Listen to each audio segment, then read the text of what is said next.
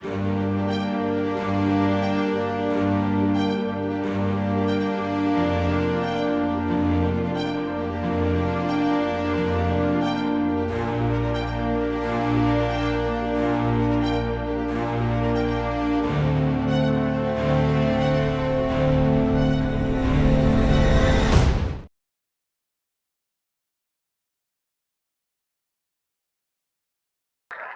this real life experience, we were flying somewhere, and we were flying like the crows.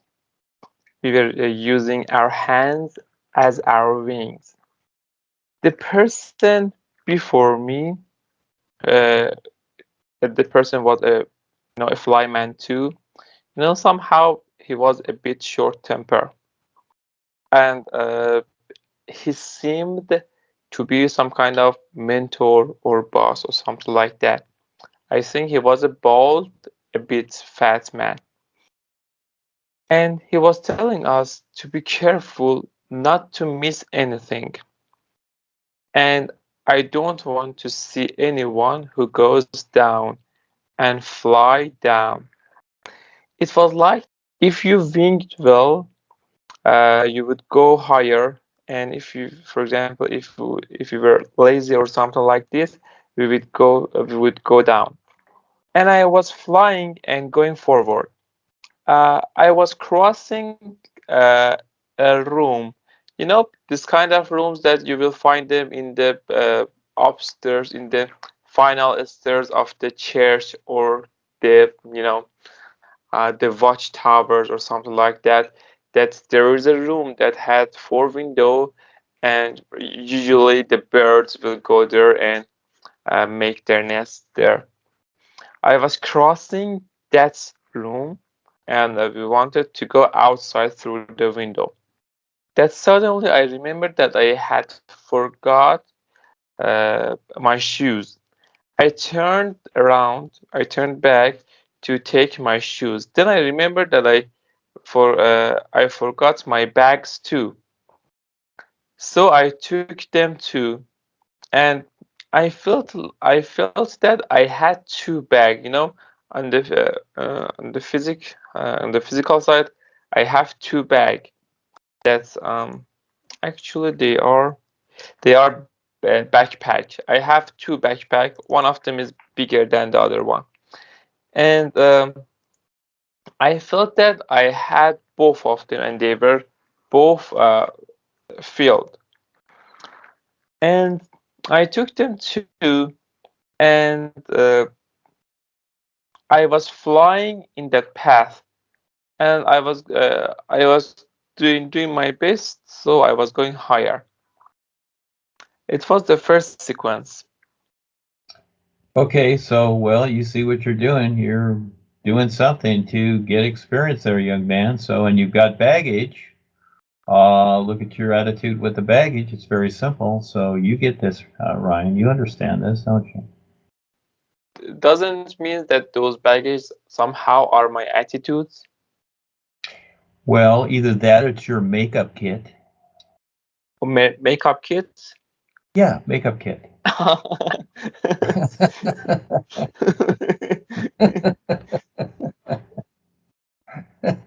Could be that. It's your stuff.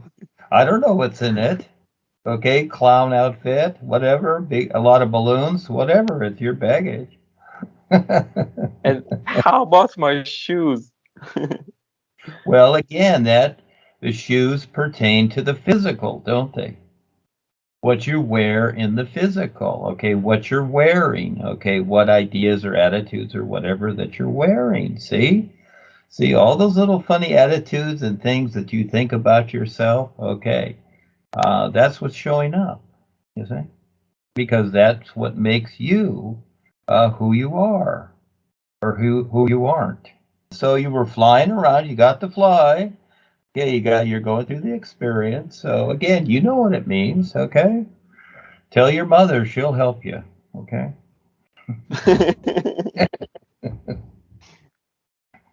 Go ahead. Okay, the next one. It's more fun. Yeah, it starts with I remember from this scene that my cousin and another one, maybe the other cousin, they were both girls, and they are younger than me. They were going toward the restroom or the bathroom, the toilet, and I was accompanying them. But I didn't enter the bathroom. They entered, I didn't. A few moments later, I don't know why I entered the bathroom and I saw that there was a naked corpse in one of the baths. No, but I was just seeing her upper part, the head and the chest was out of the bathroom or the toilet, and I thought that the person was dead, and it was a 14 years old boy, something like that, and I was a bit afraid, so I wanted to turn back. But suddenly I saw that the corpse stood up and I realized that he wasn't dead. And he started putting on his clothes. And it was the school clothes. I realized that he was beaten, something like this. I came out and my outfit was really nice and neat. So I didn't want them to get dirty. So I told the boy that I cannot hold you completely. Use my just palm of my hand that the outfit are not on them to hold the boy and help him to walk. And I was holding her with my left hand. I was holding under his shoulder, and he said that it's okay and I'm fine.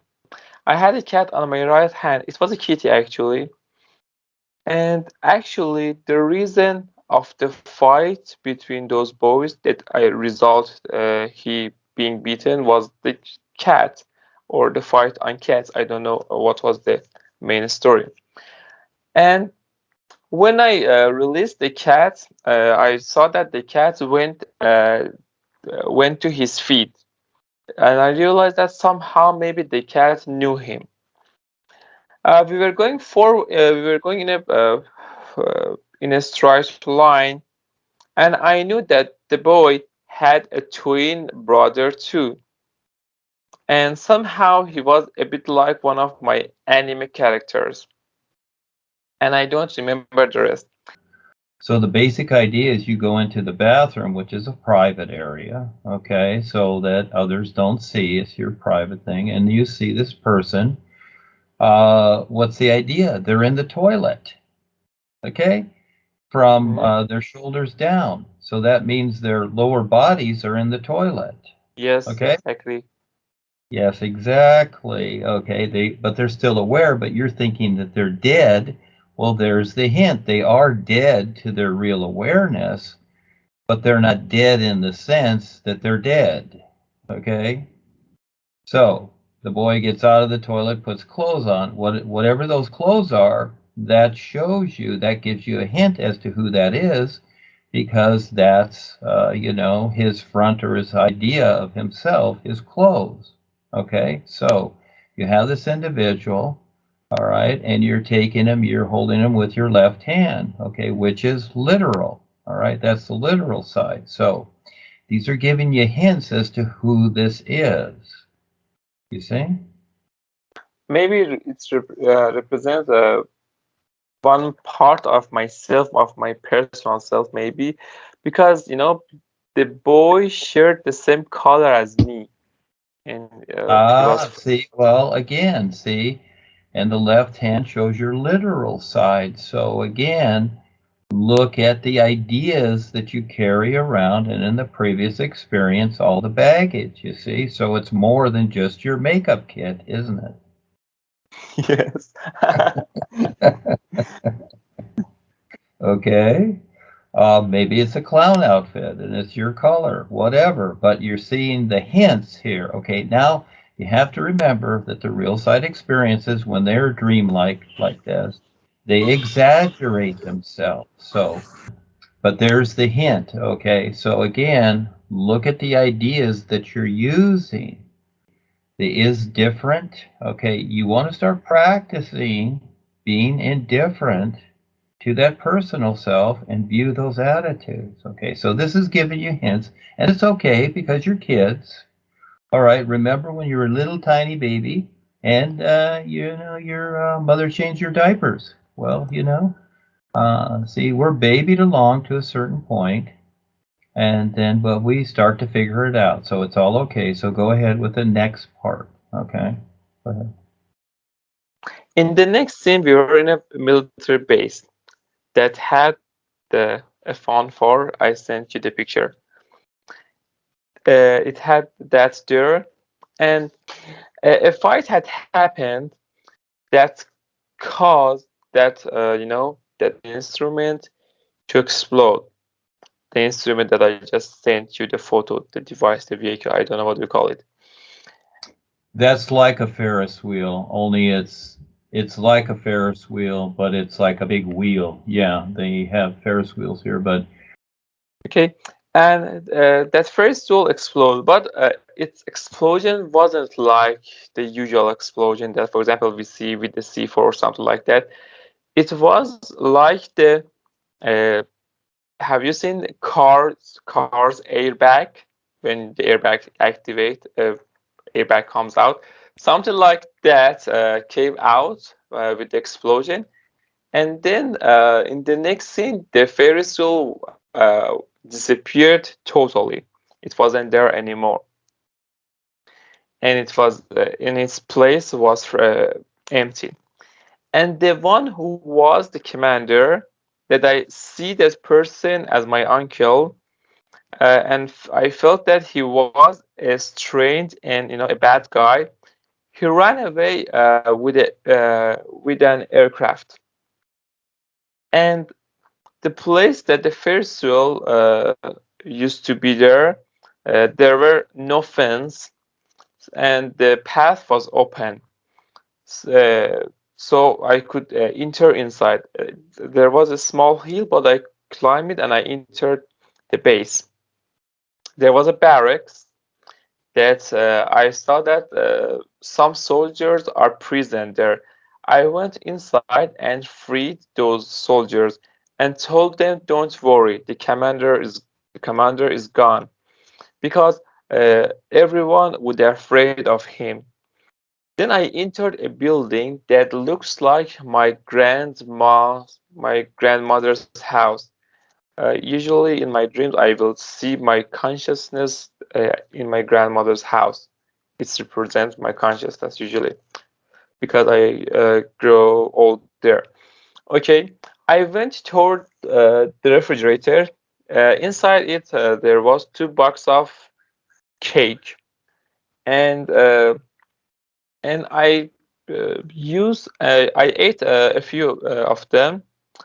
Then then my cousin, the youngest one, said that don't eat them because these cakes belongs to the commander, and whoever touch them, commander will punish them. I was a bit afraid, but I said calmly that don't worry, the commander is gone and he had escaped, and you will not hear of him anymore. And I continued eating the cakes. Then the guys there see that 2 cars entered the door of the yard, and it was like that they wanted to take somebody out. And there was a feeling of being free after being in prison, like the movies that they hold you as hostage, and then the those bad guys were gone, so the police comes and you can go out with them. There was a feeling like that when those cars were entering. The second car that was black, uh, I and my grandmother were inside of the car. The car jumped down straightly directly from the second floor to the yard through the window. It was the weird part, and my grandmother was telling the driver and me to be calm so the car won't go upside down or something like that. I was a bit shocked at first, and the car, turned around a bit, but then with the help of the driver, I managed to control the car in the air and make it on a flat surface, something like this. And we came down and exit the yard. In the next part, there was no car anymore. Shall I continue? No, you see, you want to break it up. Okay. First of all, the big Ferris wheel and the explosion. What does that tell you? The Ferris wheel is reincarnation. All right. It's all those lifetimes just keep going and going and going. And then all of a sudden, there's a pathway, there's a fence through it, etc. So again, the earth is like a carnival. Just like yesterday, that experience where the lady was first in a gaming room with computers, and then she, exited the place, etc., and then went on with the experience. But she was to first go through herself, and then she could get to the happy place anyhow. So that's the basic idea of the Ferris wheel there. And then you went over to help rescue others because that's your intent with the new you. And as you see things going on there, you were under the old commander. So the idea kind of is there's an old saying, you get your cake and you get to eat it too. So all of a sudden you're telling the others, they're trying to make you afraid of, you might say, the reward that you've gotten to help others, but you already know that, hey, I'm going to eat his cake because he's out of here, he's not coming back, etc. So, okay, let's go on with the next part. Okay, after we exit the yard, the car, from now on, there was no car, and somehow the scene changed. In the next, we were walking on the same street that the house were placed. We were walking there, and I knew that I was with two other boys. We faced with some uh, we faced uh, some boys, and I think that we wanted to play with them, some kind of play that I can't remember exactly what kind of game was that. In the discussion that we had between me and one of those boys, I was telling the boy that you can't you can't have multiple affair. For example, one day with one person, the other day with another one. And the other boy was saying that why not? He means that yes, we can do that. So why not? But my feeling was that when you are only with one person, you can experience a deep, feeling, something like that. And if you be with some people in a short time and having multiple affairs, it would be something just in the surface, nothing deep. And the other boy was seeing this just like a game. For example, one day with this one, the other day with the other one, and that boy was seeing this just like a game.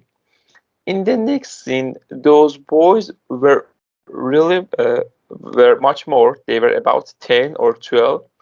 Each one were given a piece of paper, and it was like that. Those pieces of paper were related to the game that we wanted to start. There were some writings there that I couldn't understand them, but in the middle of that tiny piece of paper was two number. Up was 3K or 3,000, and down was 6,000. The boys were the boys faced a problem, and they couldn't manage to uh, find the order of the team or the group or something like that, or create the teams. They couldn't just make groups and start the game. And I just remembered that one of them was writing those numbers that one of them, one of those numbers were my numbers.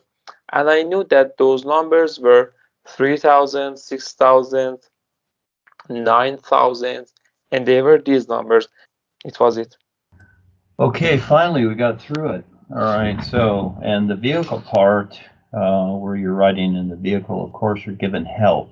All right, so you're given assistance, and all of a sudden the vehicle disappears, because it's kind of like when you take a taxi somewhere, you you get out and you walk the rest of the way or wherever. Okay, so then you're on your own with these individuals, and they're probably your other bodies, etc., and the numbers, etc. Or it's the people that you rescued or what have you. You see the experience for what it is. So again, your journey is defined by what you decide and what your intent is. And so at least that the biggie part was that the explosion of the Ferris wheel, etc., and you escape from that certain area, etc. So that's a confirmation that you no longer have to reincarnate, and that you're free to, you might say, be an agent with the real guys, and go on this adventure to help other people out. So again, you get your cake and eat it too. And so onward, you're just continuing your experiences. So look at every moment, what you decide, and how your attitudes are, etc. They all kind of show up till eventually you get focused. You get focused to the point to where you forget yourself. You are focused on the reality with all life, to stand real with it. So, but in the meantime, you go through all these funny stuff, and we still do too, because we're meeting people all the time. So you get the basic idea.